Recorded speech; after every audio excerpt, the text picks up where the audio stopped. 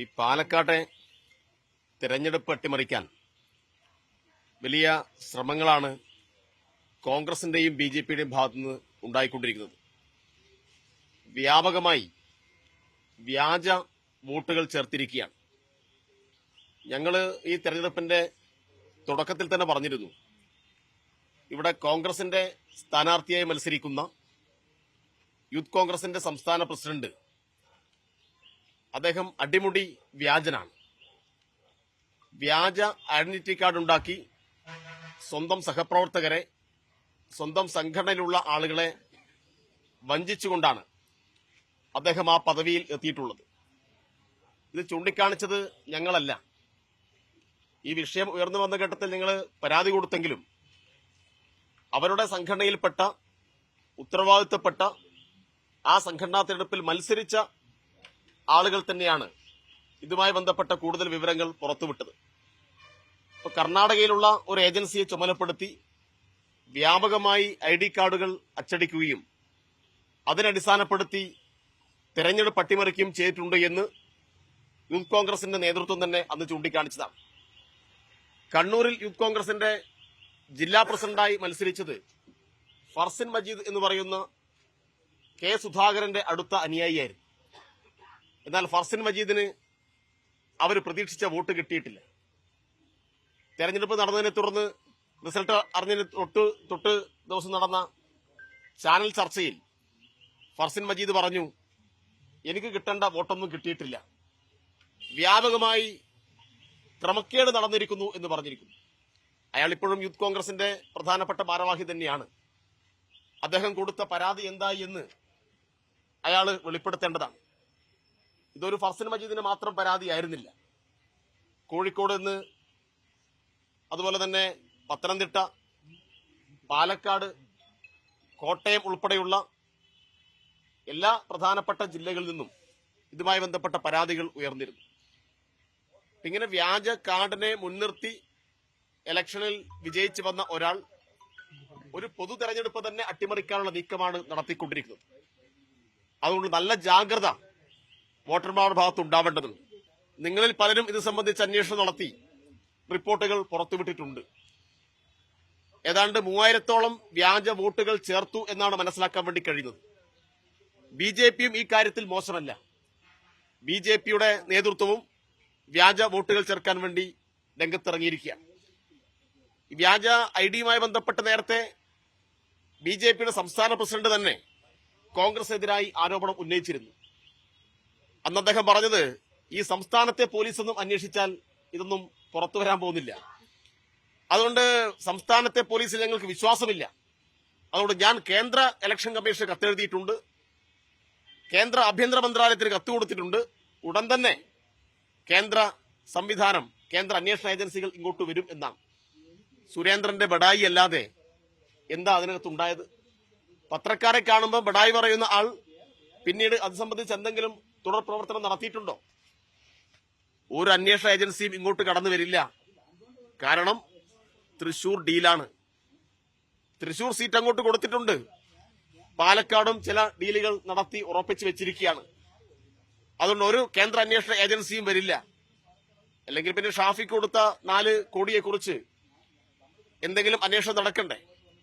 അത് സംബന്ധിച്ച് ഷാഫിയുടെ പാർട്ടിക്കാർ നേതൃത്വം എന്തെങ്കിലും അങ്ങോട്ട് പറഞ്ഞു? ഷാഫി ഒരു മാനനഷ്ട കേസ് കൊടുക്കാൻ വേണ്ടി തയ്യാറായോ? അപ്പൊ ഇതെല്ലാം വളരെ കൃത്യമായ ഡീലാണ് ഇതിന്റെ എല്ലാം ഭാഗമായി നടന്നുകൊണ്ടിരിക്കുന്നത്. ഇതിനോടെല്ലാം കടുത്ത വിയോജിപ്പ് ഇവിടെയുള്ള സാധാരണ കോൺഗ്രസിന്റെ പ്രവർത്തകർക്കുണ്ട്. അതുകൊണ്ടാണ് ഈ അടിമുടി വ്യാജനായിട്ടുള്ള ഈ തട്ടിപ്പ് കേസിലെ ഈ കക്ഷികളെ ഇങ്ങോട്ട് അടുപ്പിക്കാൻ പാടില്ല എന്ന് ഇവിടെയുള്ള DCCയുടെ നേതൃത്വം, ഇവിടെയുള്ള ശ്രീകണ്ഠൻ ഉൾപ്പെടെയുള്ള MP-യും എല്ലാവരും ഒറ്റക്കെട്ടായി AICC നേതൃത്വത്തിന് കത്തയച്ചത്. അപ്പൊ ഇത് ഇവിടെയുള്ള സാധാരണ വോട്ടർമാർ മനസ്സിലാക്കേണ്ടതുണ്ട്. അതുകൊണ്ട് വ്യാജ ഐഡിയും വ്യാജ വോട്ടും ചേർത്ത് പാലക്കാട് തെരഞ്ഞെടുപ്പിനെ അട്ടിമറിക്കാനുള്ള നീക്കത്തെ ശക്തമായി പ്രതിരോധിക്കാൻ പാലക്കാട് ജനത തയ്യാറാവണം എന്നാണ് ഞങ്ങൾക്ക് ഇവിടെ അഭ്യർത്ഥിക്കുവാനുള്ളത്.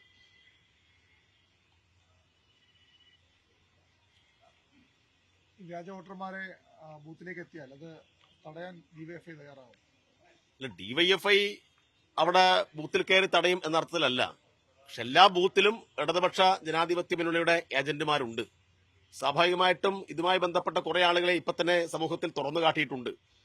അപ്പൊ അങ്ങനെയുള്ള ആളുകൾ വോട്ട് ചെയ്യാൻ വന്നാൽ സ്വാഭാവികമായിട്ടും വോട്ട് ചെയ്യാൻ അനുവദിക്കുന്ന പ്രശ്നം ഉണ്ടാവില്ല.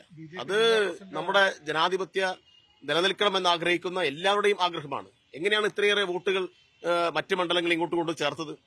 അത് സംബന്ധിച്ച് നിങ്ങളും ഗൗരവമായി അന്വേഷിച്ച് റിപ്പോർട്ടുകൾ പുറത്തു കൊണ്ടുവരേണ്ടതാണ്. BJP ജില്ലാ പ്രസിഡന്റ് അടക്കം പേര് ഇങ്ങനെ കേൾക്കുന്നുണ്ടോ, അല്ലെങ്കിൽ ലിസ്റ്റ് ഉണ്ടോ? അത് RSSന്റെ ഒരു കാര്യാലയത്തിൽ ഏതാണ്ട് എത്ര വോട്ട് 26 വോട്ട് ചേർത്തു എന്നാണ് പറയുന്നത്. 26 ആളുകൾക്ക് ഈ കഴിഞ്ഞ 6 മാസമായി താമസിക്കാനുള്ള സൗകര്യം ആ കാര്യാലയത്തിലുണ്ടോ? പരിശോധിക്കണം. ആ കാര്യാലയത്തിന്റെ വലിപ്പം എത്രയാണ്? അവിടെ എത്ര റൂമുണ്ട്? എത്ര ആളുകൾക്ക് ഉറങ്ങാനും അവിടെ ജീവിക്കാനുള്ള സൗകര്യമുണ്ട്? അപ്പൊ ഇത് ഒരു അനുഭവം മാത്രമാണ്. കൂടുതൽ അന്വേഷണം നടത്തിക്കഴിഞ്ഞാൽ ഇതുപോലെ ഒരുപാട് വോട്ടുകൾ കണ്ടുപിടിക്കാൻ വേണ്ടി കഴിയും. അതുകൊണ്ട് ഗൗരവമായ അന്വേഷണം നടത്തണം എന്നാണ് ഞങ്ങളും ആവശ്യപ്പെടുന്നത്.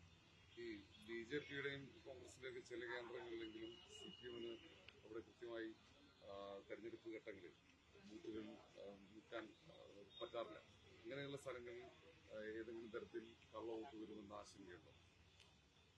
ഇല്ല, അവരിപ്പോ വ്യാപകമായി കള്ളവോട്ട് ചെയ്യാനാണ് ഉദ്ദേശിക്കുന്നത്. അപ്പൊ അതിന്റെ ഭാഗമായിട്ടാണ് പല മണ്ഡലങ്ങളിലുമുള്ള ആളുകളെ ഇങ്ങോട്ട് കൊണ്ടുവന്ന് വോട്ട് ചേർത്തിട്ടുള്ളത്.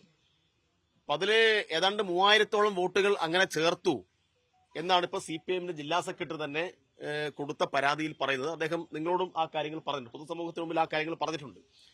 അപ്പൊ ഇങ്ങനൊരു കാര്യം ഞങ്ങൾ ഉന്നയിച്ചപ്പോ ഇതുമായി ബന്ധപ്പെട്ട പുതിയ പുതിയ ഓരോ വിവരങ്ങൾ കിട്ടിക്കൊണ്ടിരിക്കുകയാണ്. അപ്പൊ അത് സംബന്ധിച്ചെല്ലാം നല്ല ജാഗ്രതയോടുകൂടിയുള്ള പരിശോധന നടത്തും. അങ്ങനെ കള്ളവോട്ട് ചെയ്തിട്ട് ഈ തെരഞ്ഞെടുപ്പിനെ അട്ടിമറിക്കാമെന്ന് ഒരാൾ വിചാരിക്കേണ്ടതില്ല. ഇത് യൂത്ത് കോൺഗ്രസിന്റെ സംഘടനാ തെരഞ്ഞെടുപ്പ് പോലെ ആയിരിക്കില്ല. ഈ തെരഞ്ഞെടുപ്പിൽ കള്ളവോട്ട് ചെയ്ത് വ്യാജ കാർഡ് ഉണ്ടാക്കി അട്ടിമറിക്കാൻ ശ്രമിച്ചാൽ യൂത്ത് കോൺഗ്രസിന്റെ ഇലക്ഷനിൽ വിജയിച്ചതുപോലെ ഈ സ്ഥാനാർത്ഥിക്ക് വിജയിക്കാമെന്നത് വ്യാമോഹമാണ്. അതുകൊണ്ട് പാലക്കാട് ജനത ഈ കാര്യങ്ങൾ തിരിച്ചറിയുന്നു. ഈ കാര്യങ്ങളിൽ ശക്തമായ പ്രതിരോധം ഉണ്ടാക്കുമെന്ന് ഒരു തർക്കമറ്റ കാര്യമാണ്. ഈ യൂത്ത് കോൺഗ്രസിന്റെ സംസ്ഥാന തെരഞ്ഞെടുപ്പ് ഒരു ട്രയൽ റൺ ആയിരുന്നു എന്ന് ഞങ്ങൾ നേരത്തെ പറഞ്ഞതാണ്.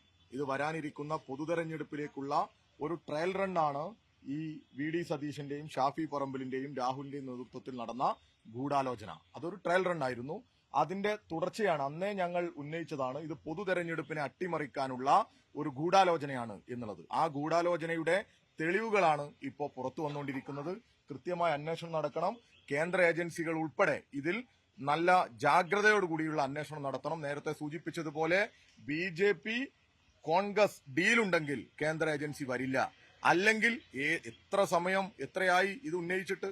ഈ BJPയുടെ സംസ്ഥാന പ്രസിഡന്റ് വരെ ഈ വിഷയത്തിൽ നിലപാട് പറഞ്ഞതാ. നേരത്തെ പറഞ്ഞതുപോലെ നിലപാട് പറഞ്ഞിട്ടും ഇവിടെ ഈ VD സതീശനുമായിട്ടുള്ള BJPയുടെ നേതൃത്വം, കേന്ദ്ര നേതൃത്വത്തിന്റെ ഡീലാണ് ഇവിടെ കേന്ദ്ര ഏജൻസികൾ വരാത്തത് എന്ന് ഈ പാവപ്പെട്ട BJP പ്രവർത്തകരും ഒന്ന് മനസ്സിലാക്കേണ്ടതുണ്ട്. അതുകൊണ്ട് സുധാകരന് BJPയിൽ എന്തെങ്കിലും പിടുത്തമുണ്ടെങ്കിൽ, അങ്ങ് കേന്ദ്രത്തിൽ പിടുത്തമുണ്ടെങ്കിൽ ഇവിടെ കേന്ദ്ര ഏജൻസിയെ കൊണ്ടുവന്ന് ഈ തെരഞ്ഞെടുപ്പിനെ അട്ടിമറിക്കാനുള്ള ഈ കോൺഗ്രസിന്റെ VD സതീശന്റെ ഈ സുരേന്ദ്രന്റെ ഒക്കെ ഒരു ശ്രമം നടത്തണം.